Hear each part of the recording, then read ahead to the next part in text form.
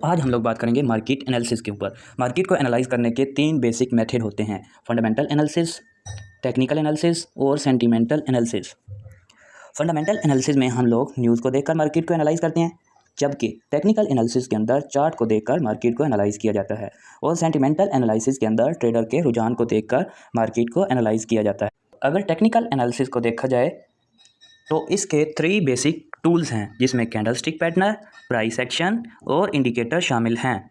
इस वीडियो के अंदर हम लोग डिस्कस करेंगे कैंडलस्टिक पैटर्न को और हम जानने की कोशिश करेंगे कि कैंडलस्टिक्स हैं क्या, इसका पैटर्न क्या है, कैंडलस्टिक पैटर्न की कौन कौन सी टाइप्स हैं, कैंडलस्टिक पैटर्न का प्रैक्टिकल यूज़ क्या है और इसके क्या फ़ायदे हैं।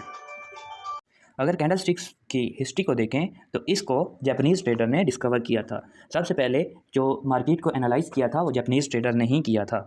चार्ट की 2 किस्में होती हैं, एक लाइन चार्ट जिसके अंदर हम लोग लाइन को देखकर चार्ट को एनालाइज करते हैं और दूसरा कैंडलस्टिक पैटर्न जिसके अंदर हम लोग कैंडल को देखकर मार्केट को एनालाइज करते हैं। कैंडलस्टिक पैटर्न के अंदर आपको कैंडल्स नज़र आ रही होती हैं, मीन्स के मोमबत्तियाँ। तो सबसे पहले हम लोग देखेंगे कि कैंडलस्टिक्स क्या हैं। ये ग्रीन कैंडल जो आपको नज़र आ रही है इसको बुलिश कैंडल स्टिक बोलते हैं। अगर ग्रीन कैंडल दिखाई दें तो मार्केट प्राइस अप जाती है और अगर रेड कैंडल्स दिखाई दे तो मार्केट प्राइस डाउन आती हैं।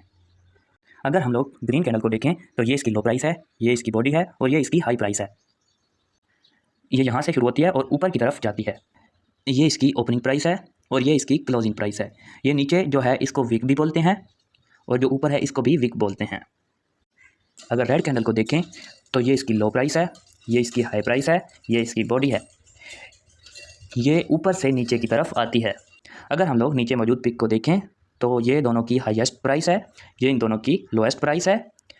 तो रेड कैंडल की जो ओपनिंग होती है वो ऊपर से होती है, जबकि ग्रीन कैंडल की ओपनिंग नीचे से होती है। ग्रीन कैंडल को हम लोग बुलिश कैंडल और बाइंग कैंडल भी कहते हैं, जबकि रेड कैंडल को हम लोग बेरिश और सेलिंग कैंडल भी कहते हैं। क्योंकि green candle hammer and hanging man candlestick pattern ये फर्स्ट कैंडलस्टिक पैटर्न है। दोस्तों कैंडलस्टिक पैटर्न काफ़ी हैं, जिसमें neutral candlestick pattern, basic candlestick pattern, single candlestick pattern, double candlestick pattern, triple candlestick pattern. इनके अलावा बेरिश कैंडलस्टिक पैटर्न और bullish candlestick pattern. इस वीडियो में हम लोग सिंगल कैंडलस्टिक पैटर्न को डिस्कस करेंगे। इसमें हम लोग एक कैंडल को देखकर मार्केट को एनालाइज करेंगे। इस तरह की कैंडल हम लोग डेली मार्केट के अंदर देखते हैं। तो अगर हम हैमर को देखें तो इसकी विक बड़ी होती है जबकि इसकी बॉडी छोटी होती है। तो ये हमेशा बॉटम के अंदर बनता है, जैसा कि नीचे तस्वीर में दिखाया गया है। इसको हम लोग बुलिश कैंडल भी कहते हैं, क्योंकि मार्केट नीचे आ रही होती है। तो जब हैमर बन जाए तो इसके 98% चांसेस अप जाने के होते हैं। तो इसी तरह हमारे पास हैंगिंग मैन कैंडलस्टिक पैटर्न है। हैंगिंग मैन में हमारे पास इसकी विक छोटी होती है, बॉडी भी सेम लाइक हैमर के छोटी होती है, तो इसका कलर रेड होता है। ये हमेशा टॉप पर बनते हैं।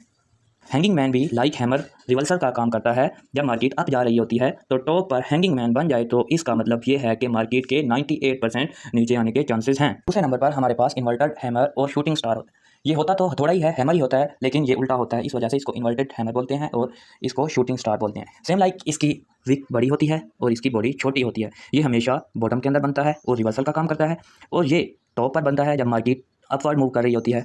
तो जब शूटिंग स्टार बन जाए तो मार्केट का ट्रेंड चेंज हो जाता है और मार्केट के 98% डाउन आने के चांसेस होते हैं। सेम लाइक ये बॉटम में बनता है इन्वर्टेड हैमर, तो मार्केट का रिवर्सल करा देता है, जिसमें मार्केट 98% चांसेस होते हैं अप जाने के।